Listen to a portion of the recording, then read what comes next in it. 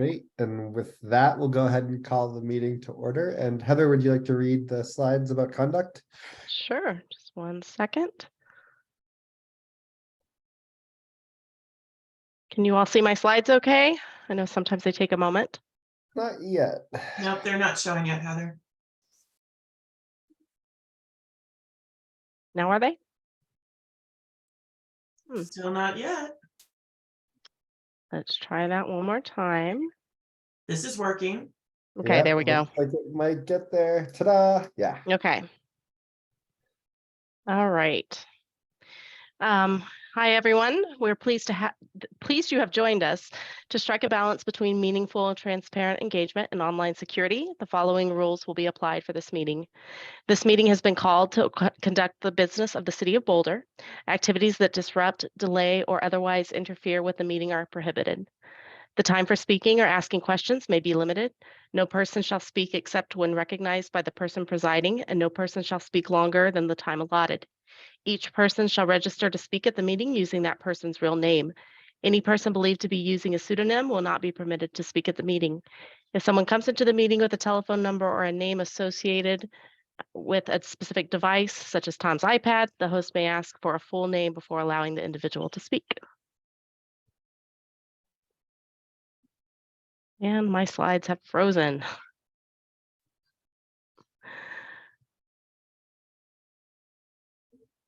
There we go. No video will be permitted except for city officials, employees, and invited speakers and presenters. All others will participate by voice only. The person presiding at the meeting shall enforce these rules by muting anyone who violates any rule. The chat functionality will be used for individuals to communicate with the host. It should only be used for technical online platform related questions only. If an attendee attempts to use chat for any reason other than seeking assistance from the host, the city reserves the right to disable the individual's access to chat. Only the host and individuals designated by the host will be permitted to share their screen during the meeting. And just an update on number 6, since we have converted over to a Zoom webinar platform, the Q&A is now taking the place of the chat. All right, back to you, Mike. All right. Thank you, Heather. With that, we can move on to look at the minutes. Did anyone have any comments or edits for the minutes before we move to approving the minutes from last week? Nope. Is that a no from Brooke? Amanda, Hernan, did you have anything from last month? Any comments? Okay, with that, I would make a motion to approve the minutes. Seconded. Okay, great. Thank you. All right. Public participation. Do we have anyone in for public participation tonight, Heather? We sure do. We have 6 people who have joined us. And I will just go down the list and select people to unmute. And we're going for 3 minutes per attendee, right? That is correct. Okay. Our first up is Lynn Siegel.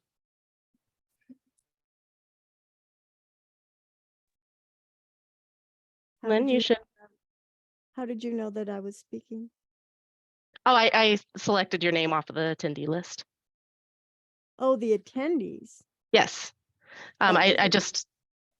The people that are attending don't necessarily want to speak. Yes, I know.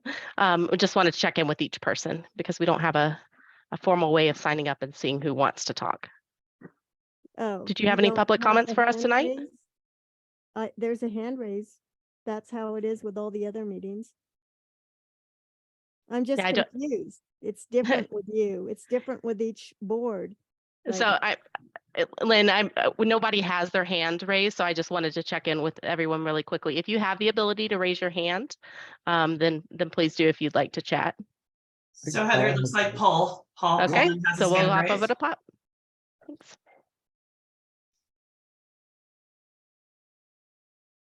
Paul, you should be able to talk now. Oh, hi everybody. I'm Paul Coleman and live in South Boulder.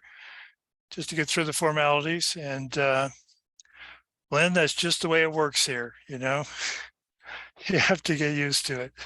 So I don't have a lot to say today. Just keep after the city to lower their emissions, and that's about it. I'm more interested in what's going on in the legislature these days and chasing around after Senate Bill 16 and things like that. So enjoy your evening. Thanks, Paul. Thank you for attending and listening as always, and comments when you have them. Appreciate it. Appreciate your support. All right. Anyone else have their hand up? And then Lynn does have her hand up now, so I will go back to Lynn.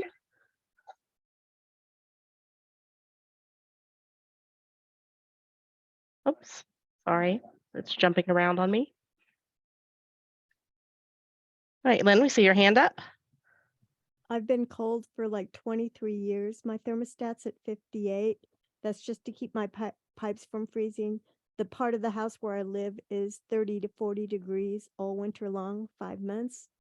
I would like to see some kind of assistance program or coordination program for ground loop heat pumps and district ground loop heat pumps in my neighborhood, which I can't necessarily coordinate myself. Although for example, because I'm low income, LEAP pays my bills. So like, what do I care? You know, my bills are getting paid anyway.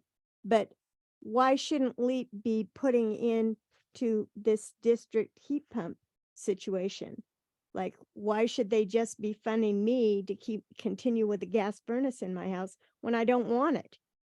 And I want to do something, you know, that's more emission friendly. So anything that you can do would be much appreciated, because the things cost pretty much. The person across the street was getting one put in.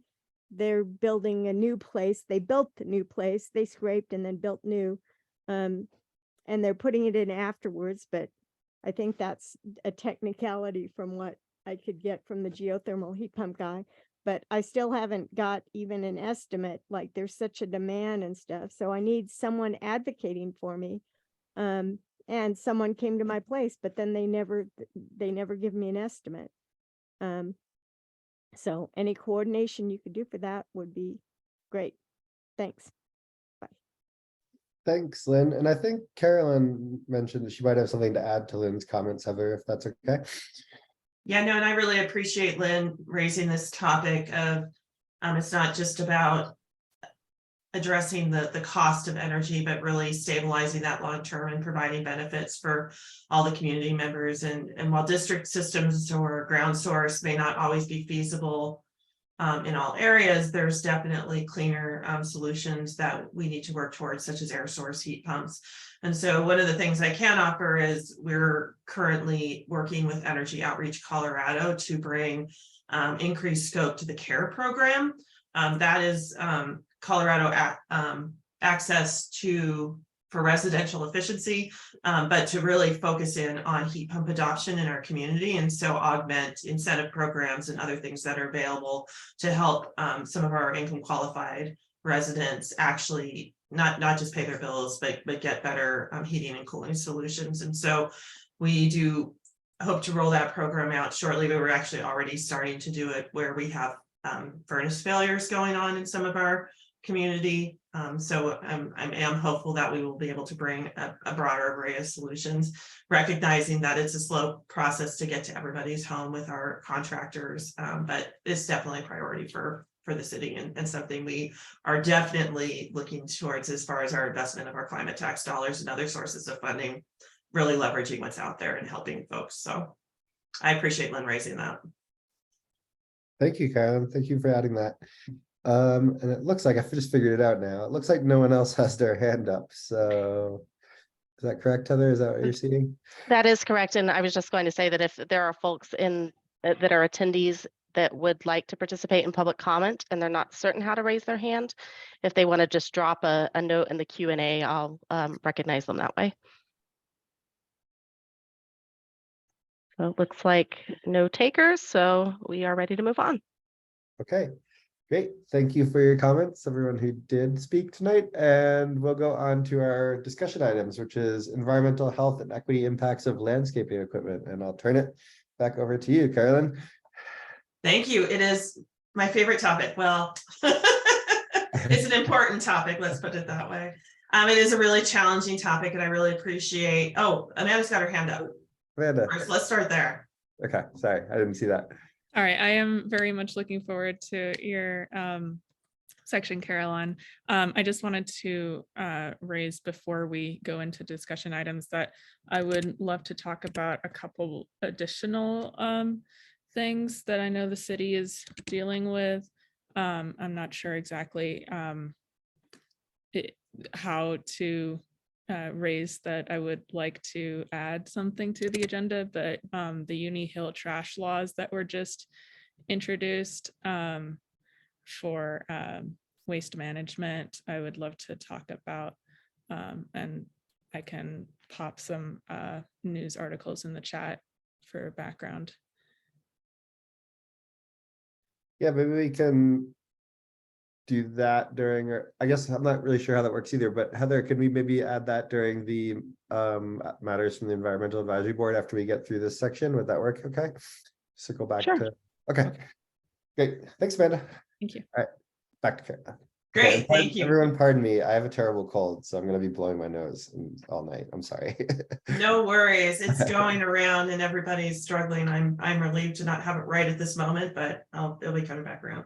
So thank you for taking the time to speak with us. I did want to take the opportunity to provide an update to the board on where we're at on the project to really better understand the environmental impacts of our landscaping service providers, as well as strategies to advance the community's goals around environmental and health equity within this space. And so I mentioned as I was joining, I didn't prepare a slide deck for you because I wanted to have this more conversational, provide you kind of an update of where we are, and then check in with the board about how you would like to continue to hear about the project, get some input into you for things that we might want to bring into our conversation with City Council during our study session, which is scheduled for the end of May, as well as any insights and feedback you can provide to us on the types of community engagement we should plan between then and now and then, as well as subsequent to that conversation,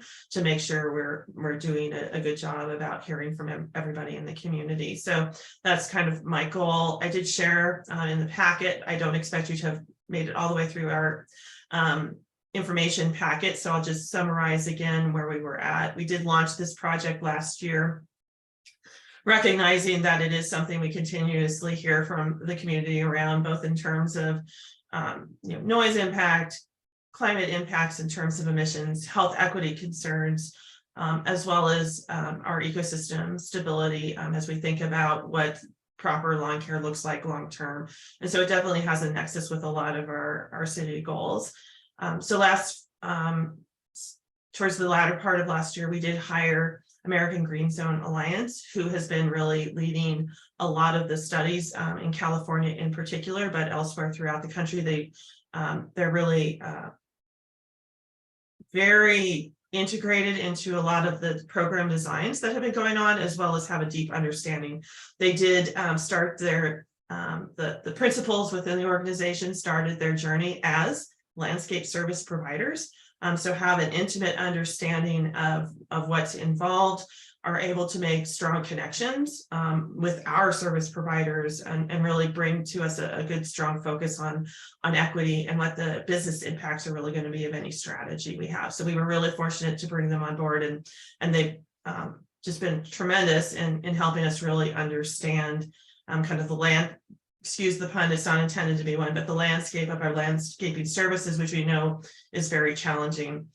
As a city, we have everything from individual service providers, so one-man shops, one-person shops, all the way up to fairly large businesses serving the community. And it's not a clear demographic in terms of like these large businesses always serve this type of commercial business, and others they're really diversified in terms of that. And so as you think about any strategies to change how they approach landscaping services in the community, it gets to be quite complex. Really thinking about how we outreach, we don't necessarily know who all of them are.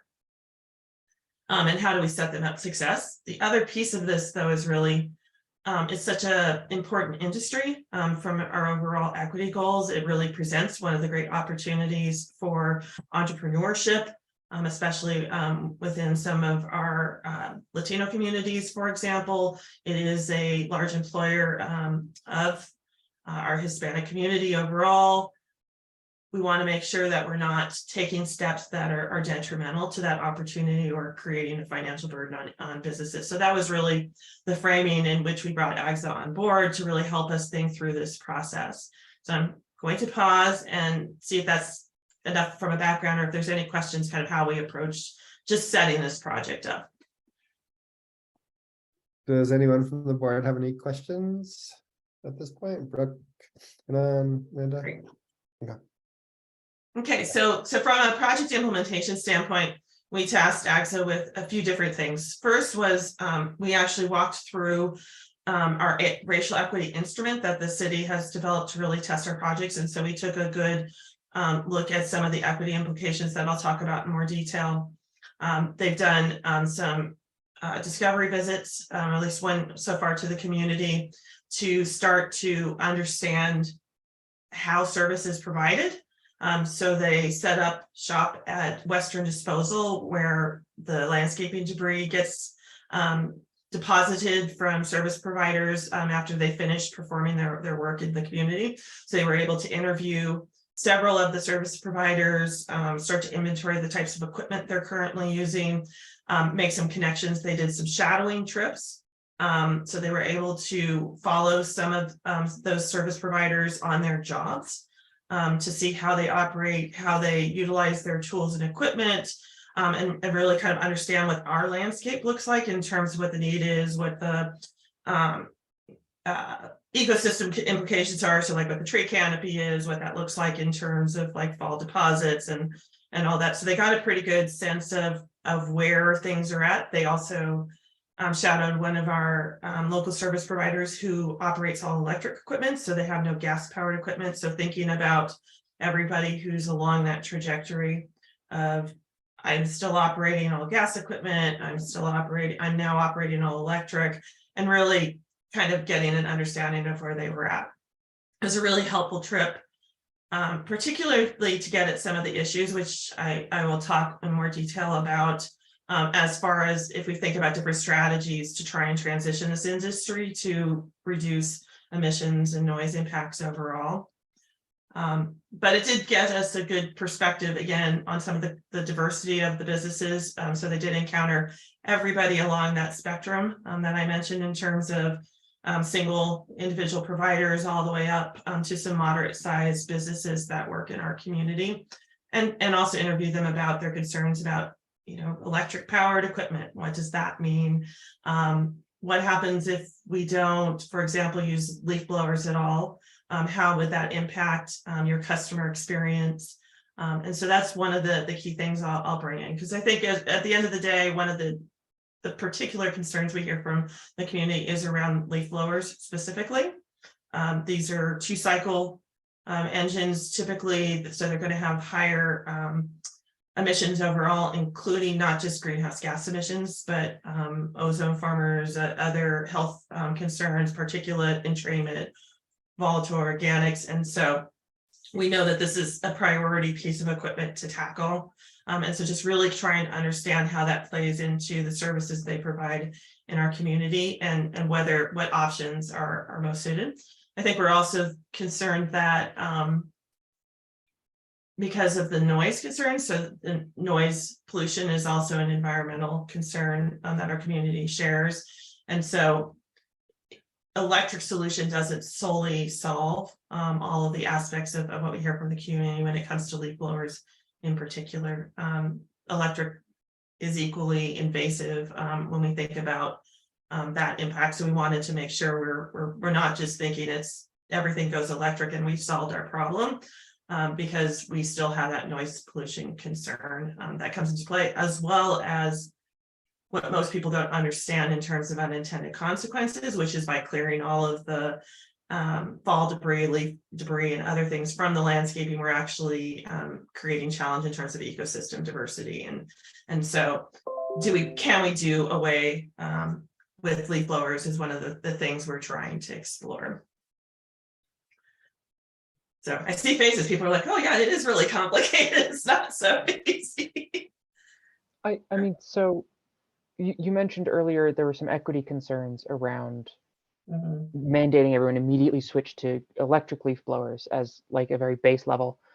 So do you know the sort of like financial difference between requiring everyone to use, like how much more expensive is it to require everyone to use electric leaf blowers Yes, It there's just- two.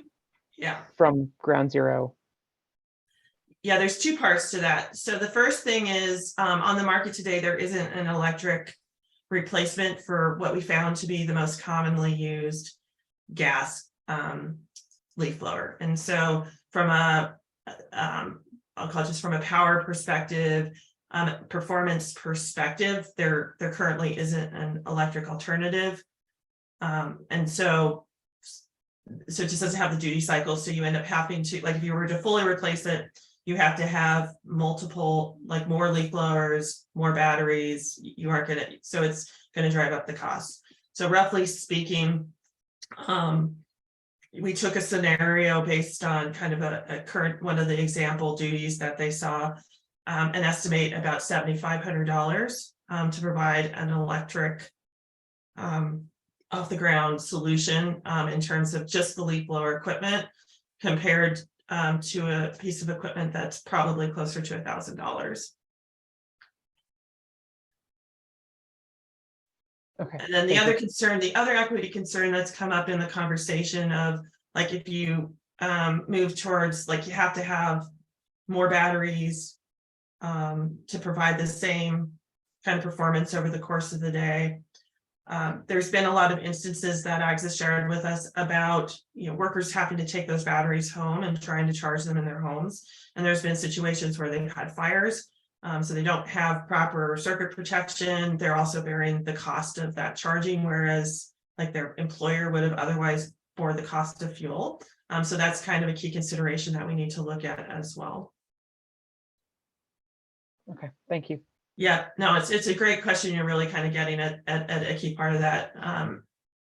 Yes, I think Hernan and then maybe Amanda. yeah. Amanda, you go first. I think you raised your hand. Okay, sorry, I didn't see it. Amanda. I lost track. I know you all I did switched too. around on my screen. Like, that's it. I was like, what just happened? It's okay. Yeah, since we started talking about the equity concerns, I'm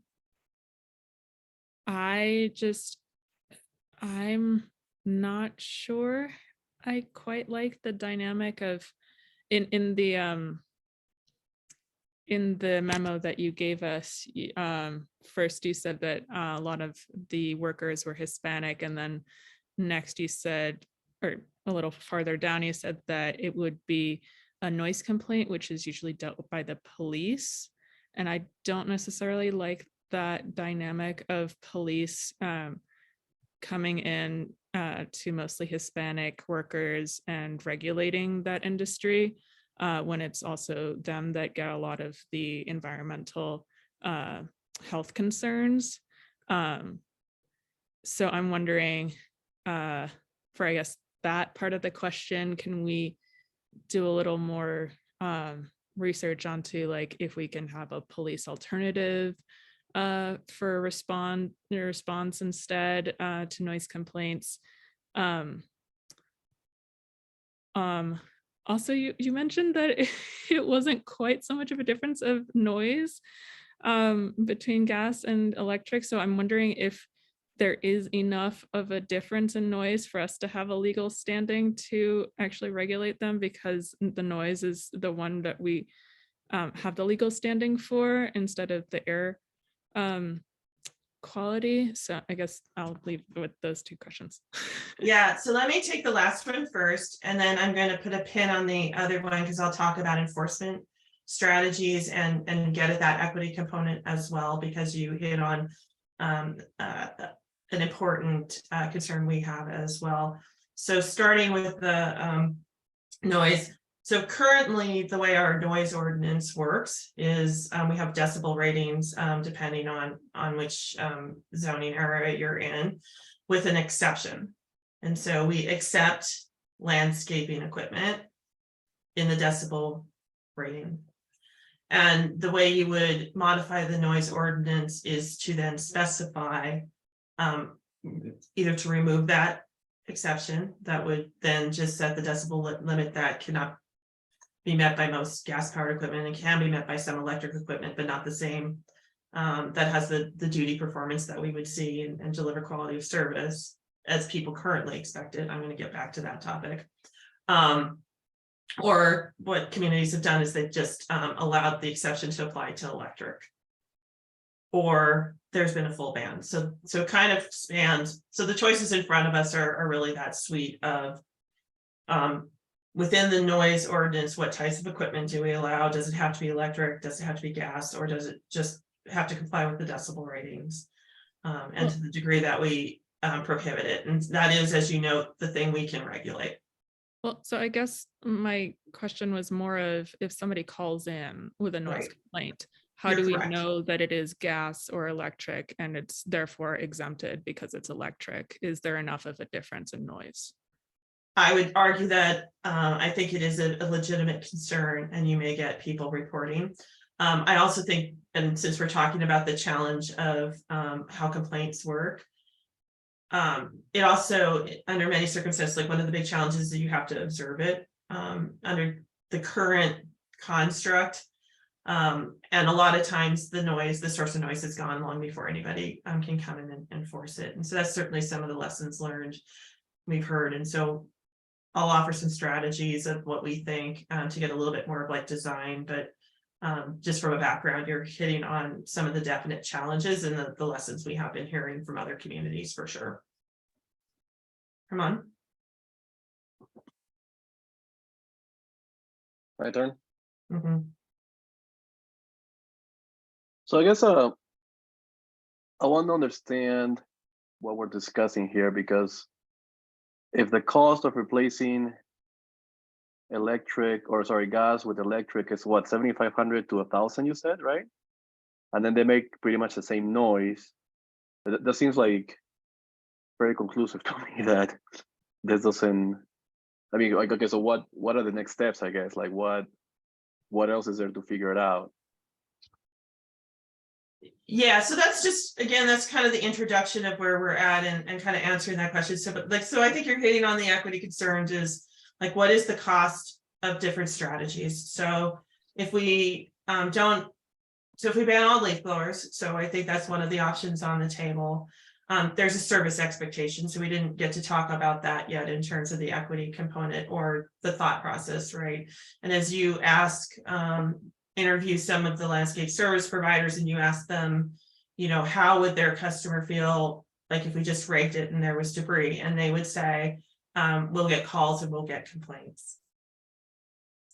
Especially around the fall landscaping. We've been educated to appreciate the pristine green lawns. And so we do think there's a community educational component that has to go with this as well. If we're going to, if we're centering the successful outcome being we want to support our landscaping service industry and their success, and we don't want to have a detrimental impact on that industry that creates a financial harm or an employment harm for certain types of workers, which is honestly where I think we're trying to center our conversation. Then how do you design it and what is the solution? We do think there's a definite component there around making sure there's customer education about kind of the ecosystem benefits and trying to recalibrate around what's a pristine lawn before we, for example, ban any use of leaf blowers. So that there's some level of phase-in that would have to occur to provide that education. And so that's certainly one of the recommendations we anticipate bringing to council is some lesser restrictions with education and outreach to the community at large to talk about more holistic ways of managing landscaping, trying to bring in some of our ecosystem programs that I'm sure you've heard Brett talk extensively about, or Arella as well, and to give that some momentum so that then when we, for example, might move to a full ban, people are more prepared and there's a better expectation about what success looks like in terms of the landscaping service. So that's really, I think, what we're talking about. And what that would look like, you know, strategically. And the recommendation our consultants have provided us is more of a seasonal allowance, so that it's banned. There's no leaf blowers, for example, during most of the year, but in the high debris times of the year, there's like a 2-month period of time or a 6-week period of time in which they're allowed, so that it's kind of walking that line. And we're not forcing, I mean, our recommendation is not to force people to go electric as the first step, but to provide tools so that long-term, they can bring electric solutions into that, and also focusing on some of the other equipment that also has a environmental impact as well. So the solution will be, I don't understand still, like it will be to just not clean the leaves? Or raking. Raking is for high debris areas, like, so if you were thinking about long-term, right? And Brett and Rella are much more expert than I am on ecosystem benefits of leaving debris, but we've certainly gotten some papers and reports from the community about the benefits of doing that. It is better ecosystem wise to leave the debris on the yards, let them compost, right? So that does have net benefits, but we also know that that's not quite palatable for everybody yet. So there's got to be some transition there. But that's ultimately, yes, that would be the ideal state if you're really centering the ecosystem side of it. Yeah, because it just sounds to me like an excuse for my student neighbors to not clean their yards and then all those leaves to flow into my yard. You know, like, I mean, in practice, you know, you can educate them, but I mean, even with the other conversation we had about the bag fee, you know, there's a plateau because there's only so much outreach we can do to students. So with this thing, it's kind of the same, where you can do all the outreach you want to the community, but since the student community is more transient by nature, you cannot always reach them, kind of like with the disposable bags. So yeah, I mean, it just sounds like something that kind of like the weeds, you know, on University Hill. I mean, there've been conversations about how to control weeds on the hill, and I think it's kind of relates to that. Like, it's just, I don't like the solution either, because yeah, I can rake my own leaves, sure, but I know my neighbors are not going to. I have students on both sides, so that means just more work for me. Or more Yeah, money at this spent. stage, we're not advocating for that as the immediate solution, but rather, so I think if you think about it as a phasing, phase one would still allow the cleanup of leaves as they occur today. But the rest of the time, like clearing the little lawn trimmings off the rocks after they do your lawn in July or June, would be, you know, a broom or some other method rather than operating them routinely through the year, is basically the recommended practice. And then when the leaves are the greatest, you still allow the tools to be available as we slowly transition and move towards more physical means like raking or debris leaf. But I think that's definitely a key point of that we want to, I mean, this is the kind of feedback we want to hear to make sure we're bringing it into the conversation with council in the study session of some of the concerns that we would need to address in any regulatory strategy that we might pursue, as well as education. Yeah.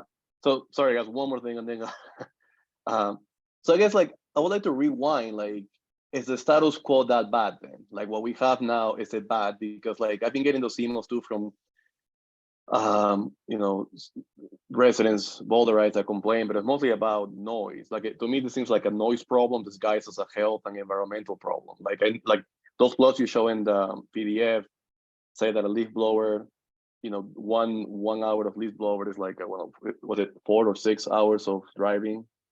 But I mean, the amount of leaf blowers compared to the amount of cars, the ratio must be like, what, 1,000 to 1, something like that. Like, so it's like the pollution, once you account for percentage of overall emissions, it must be significantly a couple of orders of magnitude smaller. So it's like, my question is this a real problem, or is it just people complaining about noise and then we're making all these excuses to justify banning leaf blowers?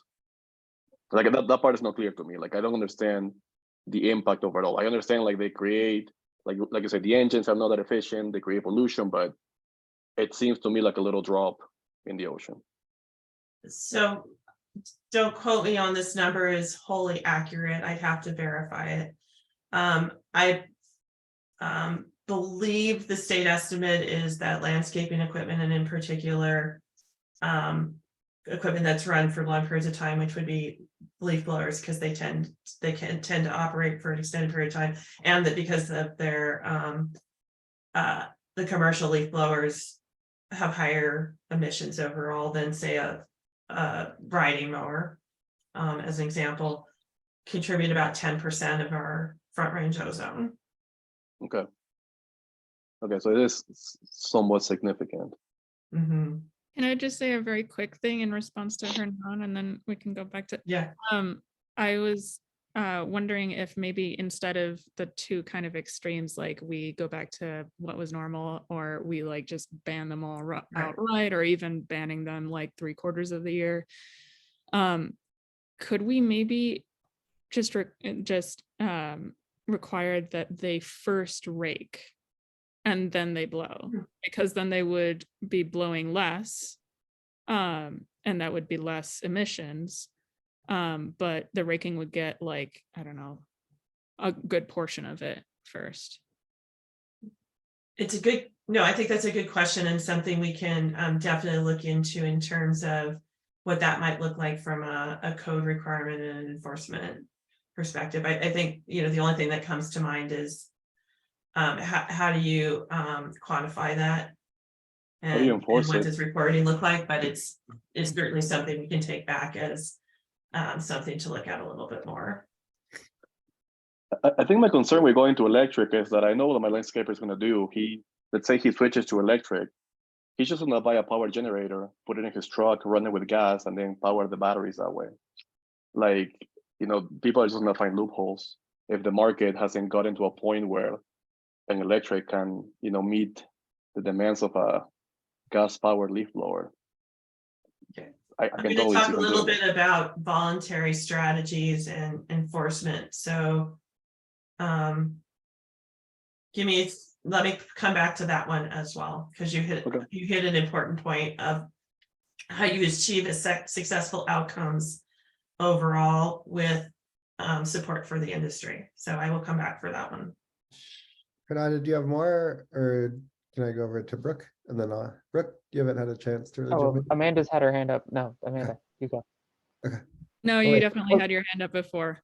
Okay, so I was gonna circle back around to, okay. How much less effective than a leaf blower is a rake? It depends on what you're measuring. I would imagine raking a soccer field is difficult and takes a really Raking long. a soccer field is very difficult, but I mean, it definitely leaves debris behind. And so if you're I should have brought some pictures, but you have lawns that expect to see no debris, just green. That's not possible with a rake, because it's going to break down any dry vegetation as you're raking it. Sure. And then you hit the other applications. For example, like if you want to get all the debris out of the brick on Pearl Street, you can't do that with a rake. Yeah. Mm-hmm. Okay, so let's just say, like, in the places where a rake would be useful, so in a lawn, Right. if I'm only using a rake over a lawnmower, I should expect some amount of debris, but it's not like a horrific level, right? Like you're still getting all of the large debris, right? So I mean, it just doesn't seem to me like there is a reason to maintain use of leaf blowers in terms of lawns. And any kind of outreach, the only thing would be is that people expect a pristine, perfect lawn, and so you do outreach around not having a pristine, perfect lawn. But I also think the outreach is not going to target the people that would actually complain about not having a pristine, perfect lawn, right? That if you look at like a sort of a stereotypical person that will complain to a company / move services based on very minimal debris to zero debris, doing outreach to cover that gap isn't going to actually target the people that would actually like make that a problem, right? So like, Yeah, I hear what you're saying. I think, you know, if I were to characterize where we've heard, particularly, you know, if you think about homeowners associations, which are fairly large contracts for our service providers, and of course, they're hearing from the residents within them as to whether the service providers are meeting their expectations. And if we don't manage that or find ways to kind of address that, you know, we have businesses that could lose service if they right, but if there's a perception that they're not delivering against the expectation. So I guess that's the area of concern that we hear particularly. right, but so the outreach would be in that case to the HOA organizations rather than to the individuals. And so it's just maintaining that both. the HOA, well, because I mean, people are going to complain regardless, even if it is the most perfect outreach campaign that has ever existed. Yes. People are still going to complain. And so if complaints and loss of service is the only reason to not switch, which I recognize that it isn't,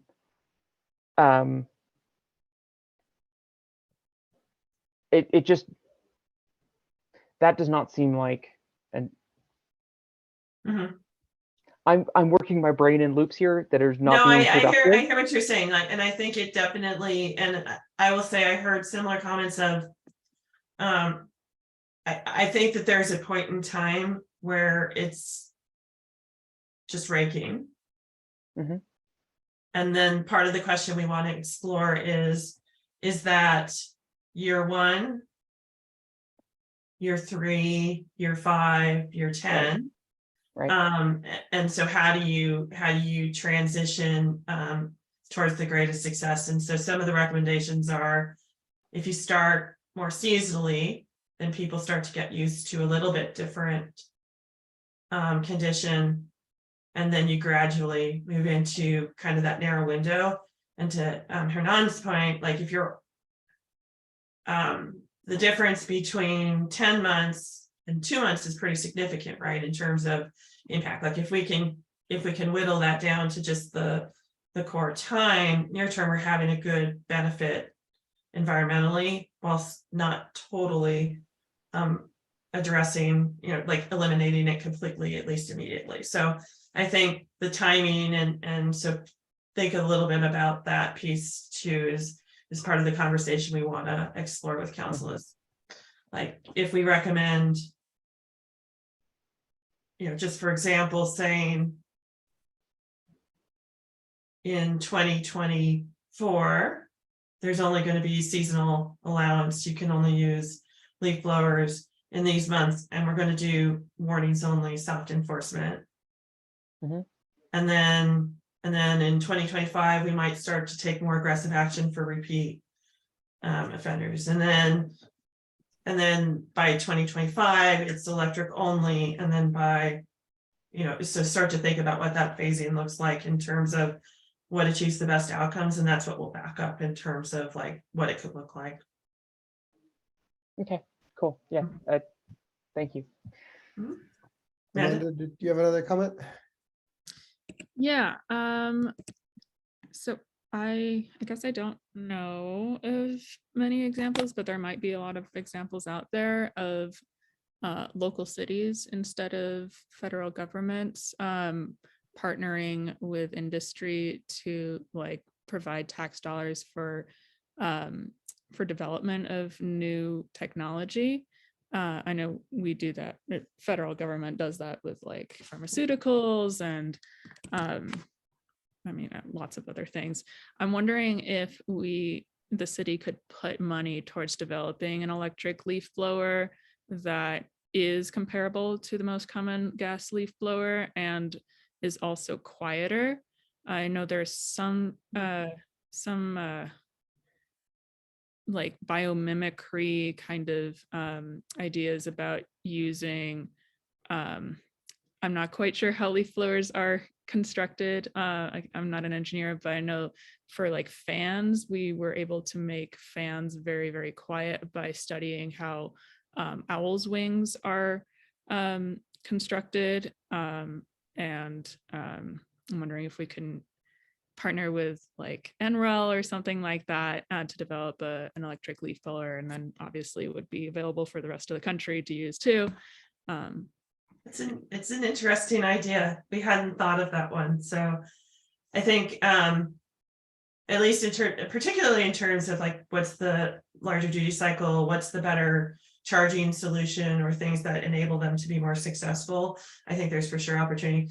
One of the reasons the leaf blower is so challenging is half of the noise comes from the air velocity and nothing to do with the motor.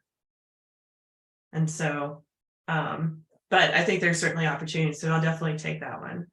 You did seed, and I promised to come back to this, the, where can we invest some tax dollars to make this a successful outcome? So one of the things we were able to do is we secured a grant from Boulder County as part of the sustainability tax to pilot a new incentive program to help start to drive more electric adoption. And as we talked a little bit earlier about the high cost of entry, because you have to buy additional battery packs, you have to buy additional chargers, in addition to just the tool itself. And so can we offer an incentive program that buys down a substantial portion of that cost and starts to get some of our smaller landscape service providers to be able to start to use electric and start to bring that into their business model and utilize it. And so that we do hope to launch that program next quarter. So we're working on the program design, working with some distributors to do that buy down at the point of sale. So it's not just a rebate, because we're talking about, many thousands of dollars for a small business that may not have that. So we're working on that. That'll give us some good experience on getting feedback from those businesses on where they are encountering challenges around charging. We definitely want to incorporate good charging infrastructure to support them so they don't do the thing, like I said, which is burning down buildings. So, charging, there's good devices that allow you to charge and do charge management, so you're not overloading circuits in the building. So buying those outright and making sure they're in the hands of our smaller businesses and workforce so that they're set up for success. So we're trying to parallel all of this with a more voluntary educational program. We're going to start offering some workshops, introducing them to more of the equipment that's electric, to include some of the bigger, push behind mowers, trimmers, other equipment besides leaf blowers that we anticipate will continue to be used in all applications, and moving towards a cleaner solution for both the community and the workers. Because like trimmers have the same issues from a worker exposure perspective as say a leaf blower. So that is ramping up, and we're going to learn a lot from some of the programs that have been offered in California. But for sure, we hear the least successful programs that have been rolled out in terms of any kind of landscaping equipment bans or requirements around electric have not been successful if you don't back it up with a robust support system around education, resources, incentives to help make it accessible. So that's where we've seen some of the biggest issues, such as, I won't name the communities. Sorry, I was about to go there, but I won't name them. But we've certainly gotten some good experience from others where it's been very detrimental to the industry and workers as far as impact has gone without those tools. Yeah, and I guess I feel like this is something where the customer should bear the cost, right? Like, I don't understand why the workers are I mean, they should, if they're gonna be forced to purchase all these things or rake a giant field that's gonna take 2 people 40 hours to rake, where they could have blown it off in 45 minutes. That should be something the customer is prepared for, to burden and shoulder, I guess, in my opinion. That's one thing I'd like to see, is that if people are asking for this and supporting it, I think they should be fully prepared to pay a lot more. I agree. I will now give you my other side of that coin. I don't think we have a single service provider that only works in the city of Boulder. Yep, yeah. And so it is kind of challenging, like many of them, like very few of them are even based in the city in terms of like where they live and their business is located. And so what does that look like? I think that's why we are really looking at this incentive model. So if we as a community are really driving this and wanting to see it happen, or in partnership with some of our neighboring communities, then we're putting some finances in the form of our tax dollars forward to help buy down that cost, because we also agree that it's challenging to place all the financial burden explicitly on the workers. I mean, around the businesses who just don't have that financial capacity. Yep. And I guess the other thing I would say is that every family I can think of, every friend of ours in our neighborhood has a plug-in leaf blower that they blow their patio off with during the summer multiple times, and they all love it. And I guarantee if this law passed and they said no more gas leaf blower or electric leaf blowers, they'd all keep using them, myself probably included. It's like, it's just everyone uses them. So I just fear like eliminating even electric completely would just, people would just keep using them. Yeah, and I think there is that opportunity to think about electric allowance during other times of the year, and really thinking about what the gas allowance is, but again, caveating that with the nuance of what reporting looks like. So this is probably a good segue into the earlier question about what does enforcement actually look like and who are we enforcing against? So by who are we enforcing against, there's 2 scenarios under consideration. One would be against the service providers, and one would be against the those who are securing the services. So either the property owner or the renter who is holding the contract with the service provider. You probably can guess which one as staff we expect to recommend. It is not against the service providers, it is against the homeowner, and putting that responsibility on the person securing the services, to again address the ultimate accountability and responsibility is to them, as opposed to this broad service industry that may not have the ability to know what our requirements are. And that's certainly where we see better success in some of the other cases. And then who enforces it? I think we'll be presented with some of the case studies where noise enforcement has shifted away from our police department to code enforcement. And so that is something that's also going to be discussed for multiple reasons, to include just recognizing where it would have to fall within the priority of our law enforcement in terms of enforcement anyway, given what they have to deal with overall. The way enforcement happens in terms of ticketing and the court process and burden of proof in terms of how long does it take them to get to the place where the leaf blower used to be operating and they can't witness it. And so there's some different strategies around using more of a code enforcement approach that I think simplifies that and addresses some of the concerns that were raised earlier in terms of are we setting things up for failure in terms of placing police in our Hispanic population in what could appear to be a confrontational situation. And so that's certainly something that's high on our priority list as well.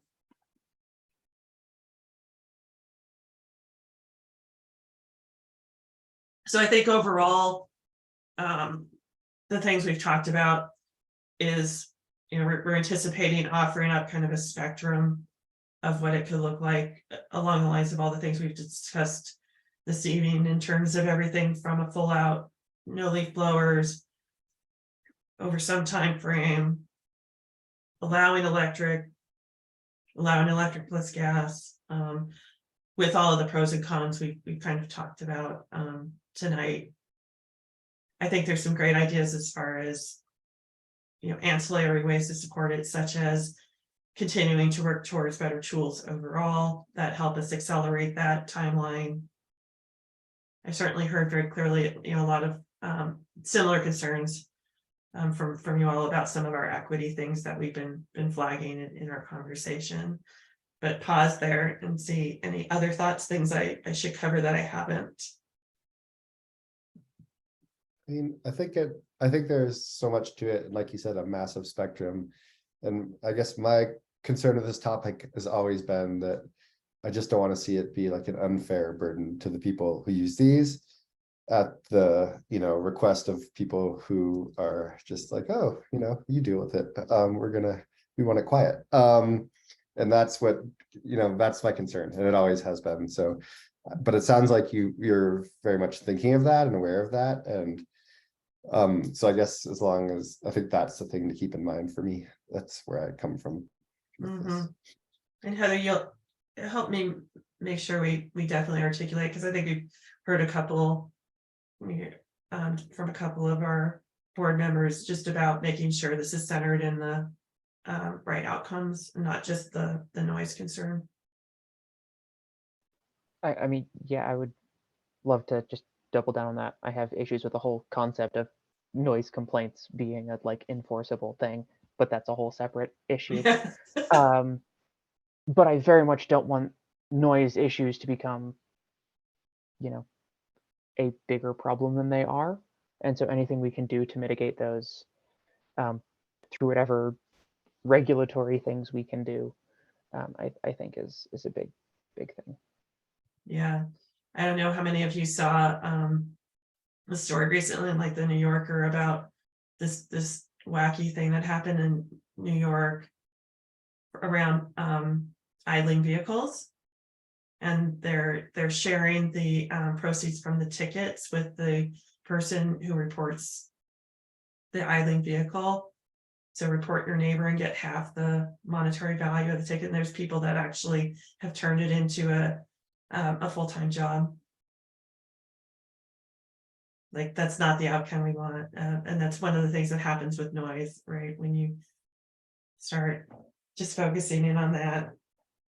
So it's not all that made me just twitch in so many different ways. Talk about equity concerns on that one. I really would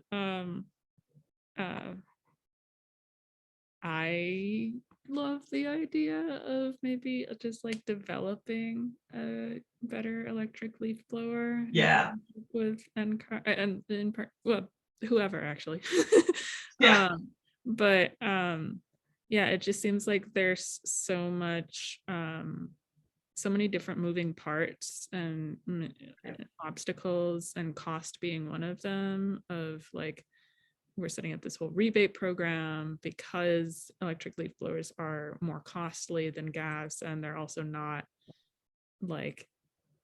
comparable to the most popular one. And it just seems like one of the biggest issues to switching could be that there isn't a good electric model. So if you could bring that up with council or whoever else in the city. No, I appreciate that, and I'm going to do a little exploring as well with AGS to see if they have any thoughts on kind of anybody in the industry space that's looking into that. I also think kind of this movement away from gas-powered equipment and ideas like providing more incentives and demand will also help with the issue a little bit, because that's also been one of the barriers, right? They're starting to emerge, but the demand is low, and we need to drive that up as well. So I think those two components are really important in our strategy. So no, thank you for that idea. Well, I will say that to what Amanda said, I mean, it sounds to me like that's more waiting for the market to adapt and offer a solution, but that's, 5 years, maybe 10 years away. I mean, like, if the problem with the leaf blowers is, the batteries don't last as long. I mean, that's a problem that we've been trying to solve for like decades. We're getting better, but it's just, you have half of Silicon Valley, the government pouring millions of dollars in investments into like, batteries lasting longer, different types of batteries, but that's just, I mean, it's a massive undertaking that a lot of people are working on, but that's just science. It takes a while. So it's like, if we go with that route, it's like, then what I would like to see is do not ban gas blowers until the market has a solution. And I mean, I will bet money like companies like Ryobi or Milwaukee or they're pouring millions of dollars in research in how to develop better batteries too. Like most of those professional and home tool companies, have been developing different types of batteries for homeowners and for professionals, but it's just the technology is just not there yet. I don't know, like it just seems like I guess I will be opposed to banning gas leaf blowers until the price of electric leaf blowers decreases or the market has some sort of solution. That will be my stance, especially because I sincerely believe that a lot of landscaping people will just put a gas power generator in the pickups and charge their batteries as they drive from one home to the next. And on the other thing of banning leaf blowers altogether, like I said, that's just gonna lead to like neighbor complaints, like and back to equity. Yeah, I mean that's tricky too, because it's like I can pay a guy to clean my yard, I don't know, $50 to clean it, or I can pay like 3 guys to clean it and they take 2 hours, $20 an hour. If I'm on a fixed income, that's a big difference. So there's something to consider that as well. There's a cost to moving this to the owners. So not everybody may be able to afford it. And I do think it's kind of messed up that the police handles noise complaints. I mean, a lot of landscaping people they usually don't have documents. I mean, that's just the reality. It's dominated by Hispanics, Latinos, immigrants, and it's just they don't have documents. A lot of them don't speak English, and then you have to deal with police. That's kind of scary. I don't know. That's kind of messed up. That's something that should be brought up too, to the conversation. Yeah, I think that's all I gotta say. Thank you. I love what you're saying, Hernan. This actually gets me a little into my like nerdy phase, but since I used to be in the science field, like scientific funding for R&D is a huge topic. And if there already isn't much of a market to sell electric leaf blowers, you're not going to just on its own quickly enough start developing, have companies start putting their own money into developing electric leaf blowers, because it's not a lucrative business right now. And I think that's where government funding really comes in to push the market in a not control the market, but push it in a certain way that we think is beneficial to the public health. And yeah, I mean, industry is usually going to be looking out for its own and its bottom dollar. So if we actually start funding more R&D from a government perspective into these solutions, I think it'll speed up that process. And once again, I'm not an engineer. I don't know exactly like what goes into making a leaf blower, but it seems like there are some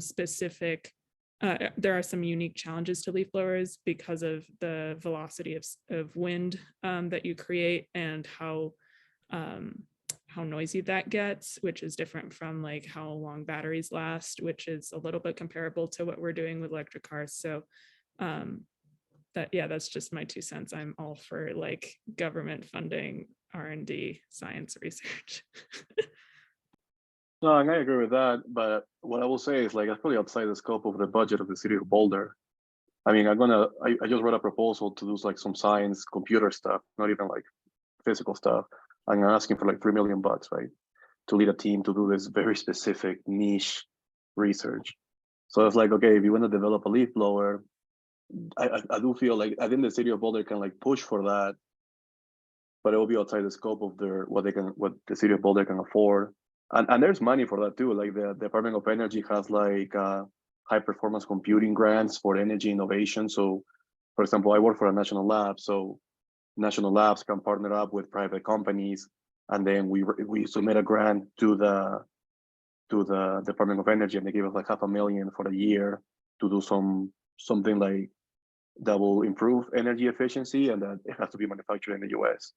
So it's like I seen a lot of projects in my lab that deal with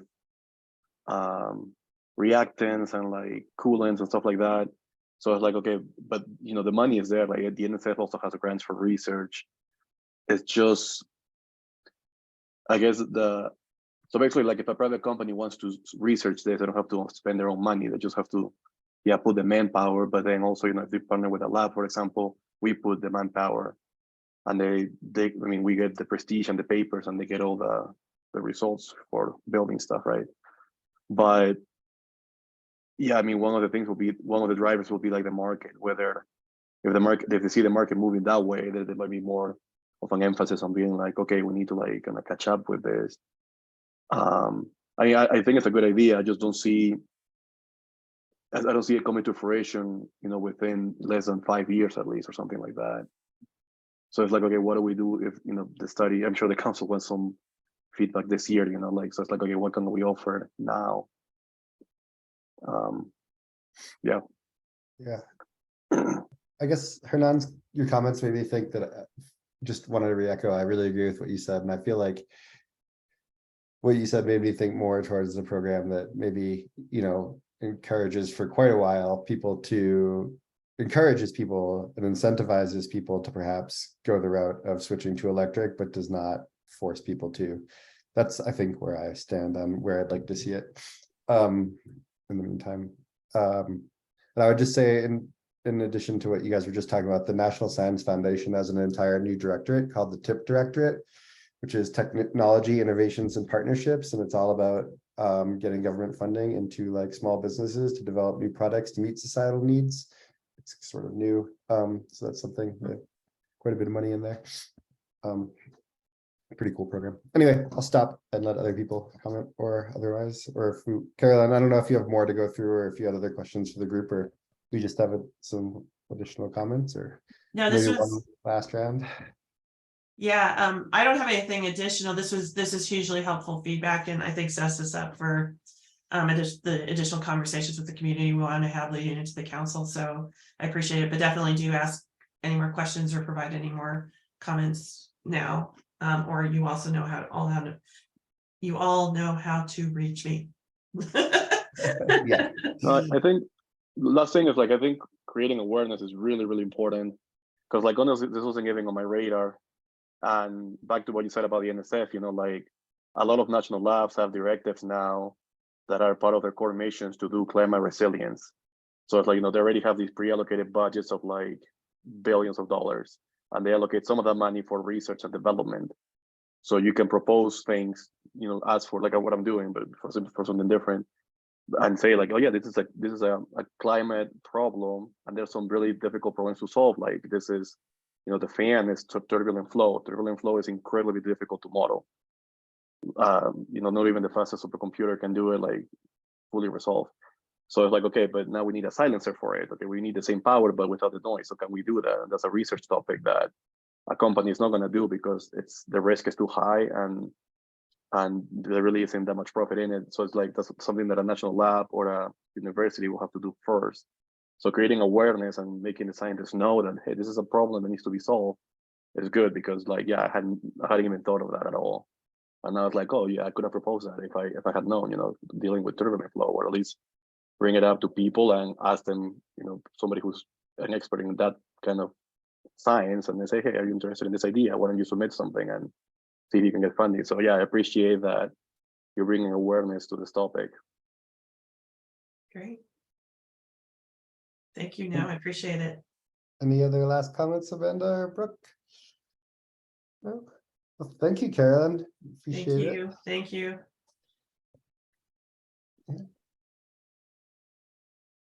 All right. Okay. Sorry, I've lost the agenda here. Hold on one second. Too many windows open. Okay. All right. Then there's nothing under old business updates, I don't believe. Right, Heather? Nope. And then you have a recruitment update though you wanted to give, I believe. So we could go to that. Sure. Just really briefly, we did have 2 applicants and interviews are complete. And then the council makes their decisions on appointments on March 16th. So we'll have an answer then. Mike was one of the applicants, excuse me. The other one was a person named, sorry, her name just flew out of my head. But she is a scientist working on battery capacity. That's what her background is in. So Perfect timing. good applicants. And then just as a reminder, Amanda wanted to bring forward that other topic about the University Hill trash ordinance. Brooke wanted to, Brooke sorry. had something. Just really fast, I just wanted to confirm. So, I mean, there are 2 seats open, right? So those are just the 2 people were. Because like last year there were like 8 people for 2 seats. Mm-hmm. So we're just getting the 2 people that applied, right? I There's might have not any bombed like my interview, weirdness that'll but I happen. don't know. That would be my assumption, but ultimately council makes that decision. So I don't know, they could have a really big problem with Mike for some reason and not want to appoint him and But just Mike- choose to leave a vacant seat. Can they Yeah. do that? Can they just leave the open seat if We'll they have find the out. applicants? Yes, they can. Okay, cool. Good to know. That So was my Mike question. should be on his best behavior for another Yep. couple of weeks. Yeah, Mike. Or not. you That depends on the outcome you want. Cool. Thank you. And I believe that there's even some precedent for them to seek additional candidates, for example, if there was a concern. So Yeah, I think Cool. there was some talk about like gender equity on boards last time they were, and then also there were some boards that had like location living requirements or like business owner versus and they didn't have enough of like a certain pool, so they opened it again. But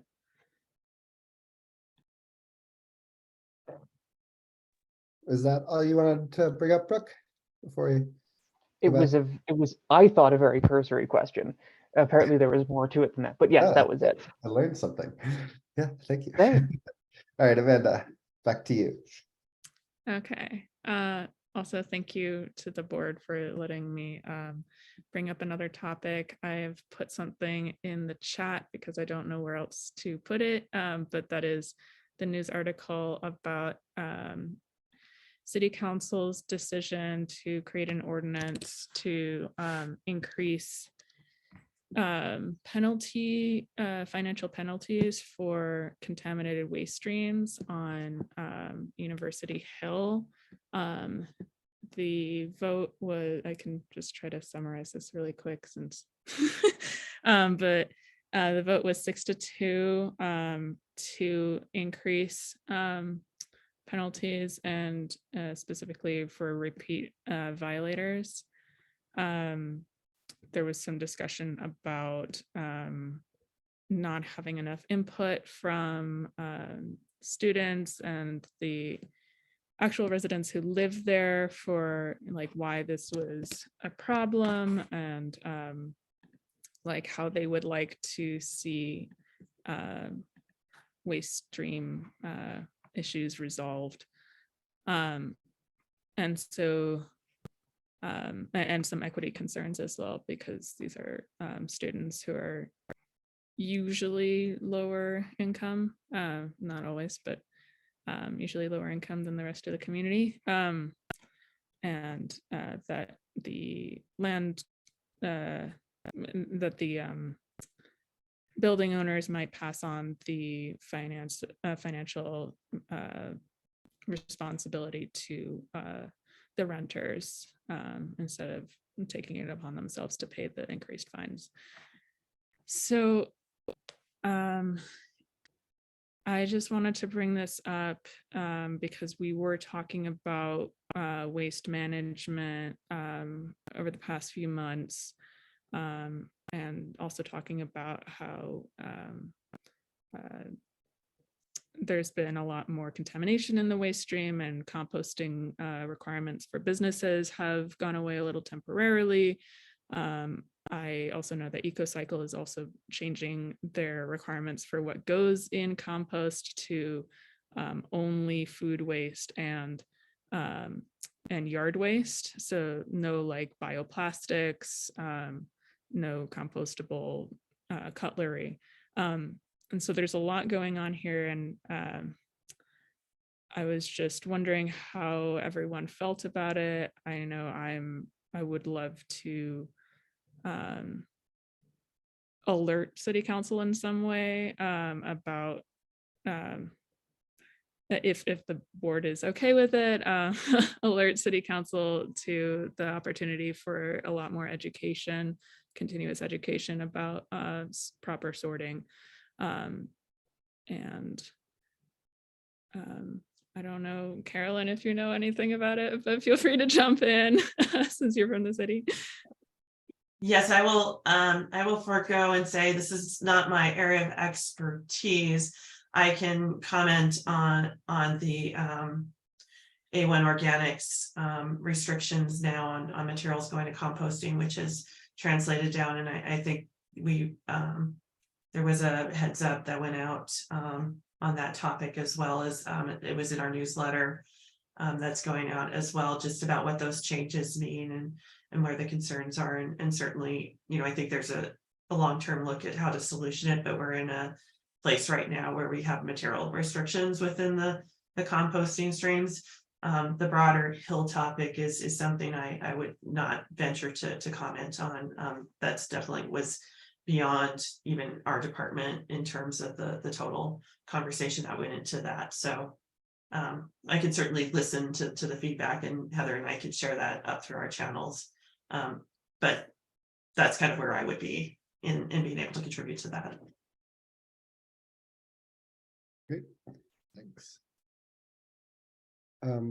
So this was passed by council, and has it gone into effect yet? I guess I didn't quite know that. I don't know if it's gone into effect, but it was passed by council. I think Councilmember Nicole Spear and Councilmember Lauren Folkerts were the two no votes against the ordinance. But yeah, it was February 16. Also, Chase Cronwell, I'm just reading from here, part of CU student government, was advocating against it.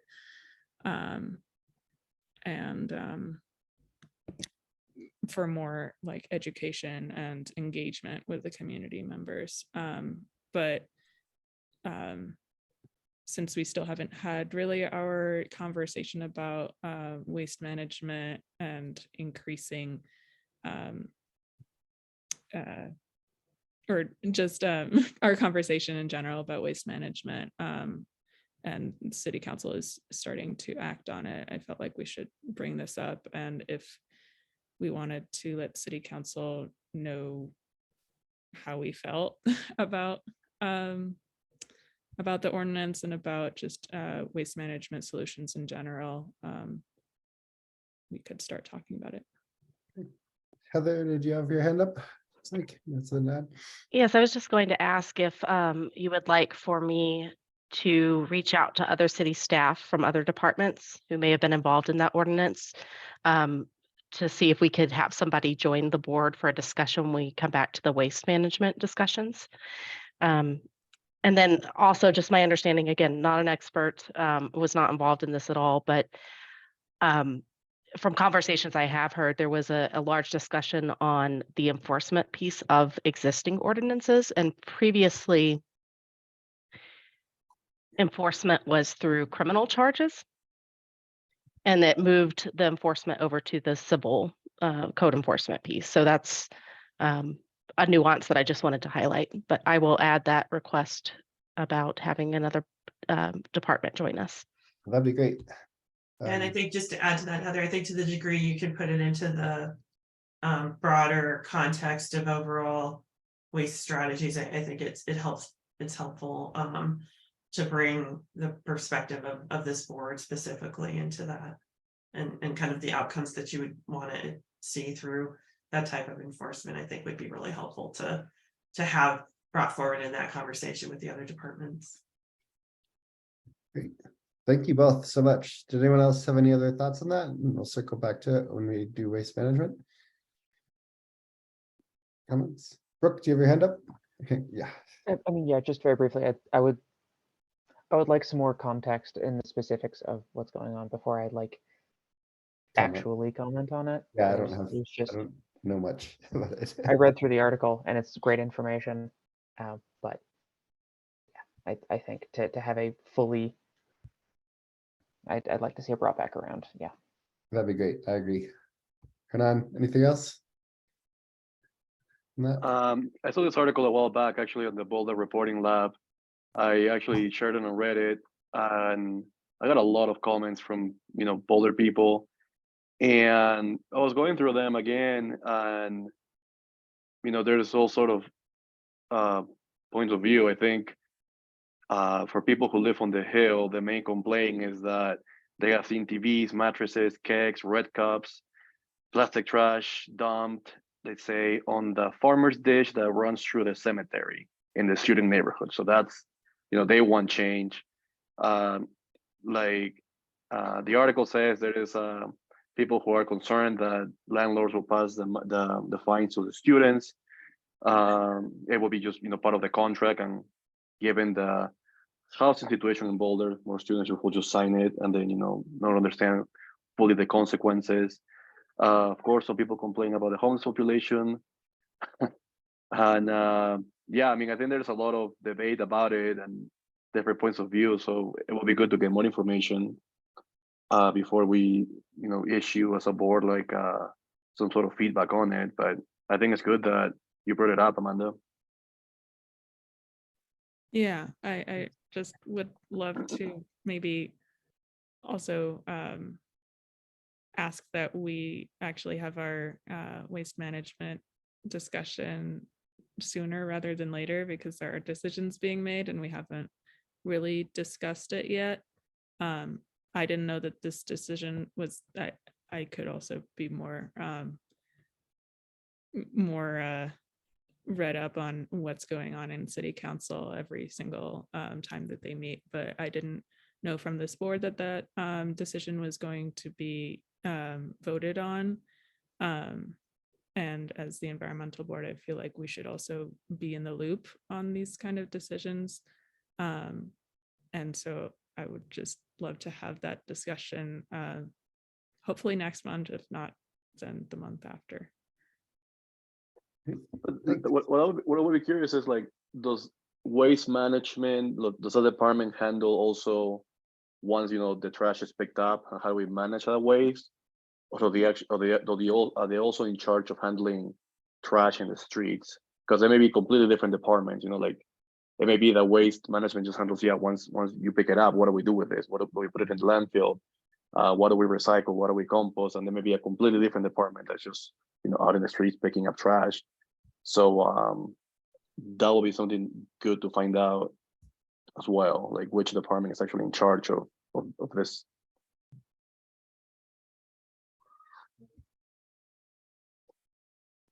Great. Yeah, I don't know. Carolyn, I mean, did you comment? Yeah, I think you hit on a point, is always drawing the nexus between the particular issue that they're dealing with and whether it's fits in the environmental concerns. I think you're onto a good conversation there. And I noted for Heather that when you have your waste management conversation, I think it's really good to include the work that's going on around our I'm going to get the name wrong, but we have an encampment cleanup team that's part of our led by our water utilities department that's really trying to think of more holistically. And so I do think that there's some thoughts that they're partnering with our climate department around. That get more like student strategies. So some of the things you described, like how do I get rid of this, trying to mitigate how much gets left and continuing to circulate in unproductive ways. And so I do think that there's some great opportunities to bring into that conversation. And so we'll take note to make sure that that's part of it. Great. Okay, well, I'll look forward to that discussion in the future, and thanks for bringing it up, Amanda, and everyone. That's good. And I'll try to do a little more reading on the backstory too before then. Okay, so next thing I think we have is the next meeting is currently scheduled for April 5th, but looking at moving it to April 12th in light of the first night of the Jewish holiday of Passover. So is everyone okay with moving from the 5th to the 12th? Yeah, Hernan, you good? I think so. I'm just looking just in case, but yeah, I think it should be. Yeah, there's nothing going on. So yeah, I think that works. Okay, it works for me if I get back on the board. I can do it. If not, well, I'll do something else. Yeah. Okay. Heather, is that all good then? Are good? Yes, thank you. Okay. And I guess other than that, that kind of concludes the agenda. If no one has any other last minute points, and thank you so much for joining, Carolyn. And yeah, appreciate it. You is great getting to see you all again. So Yeah, good to see you too. All right. One Heather? last thing, does everyone want to attempt to be in person next month? Yeah. Yeah, Okay, yeah. Yes, I might have an issue with that, but it's it would be not hybrid. certain. I would, yes. Okay, I assumed as much, so I might need to join online, but I don't know that for certain yet, but potentially. Hopefully we'll see each other in person. That'd be Hopefully. fun. I will see if I can get that arranged. Okay. All right. Then I guess we can adjourn the meeting. And with that. Yeah, second. All right. Thank you all. Take care. Have a good night. All right. Bye-bye. Thank you guys. Bye. Bye. Thank you.